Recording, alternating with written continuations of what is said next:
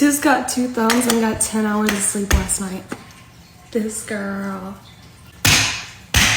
Not really sure what to do with myself. My toddler was asking for pancakes at bedtime last night, and I may not be able to do many things in this world, but I can make a pancake. Hey, cowboy. What's up?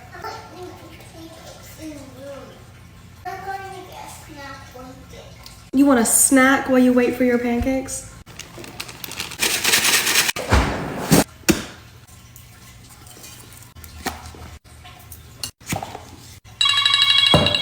It's 6 in the morning.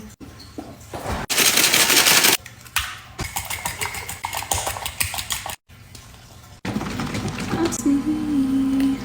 My butt.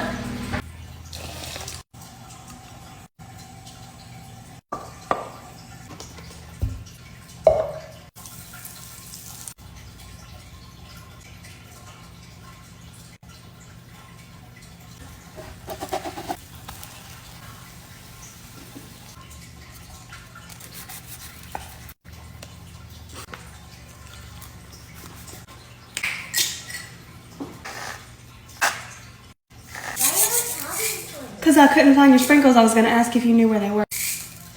Pancakes! I have to put them in the car. Okay.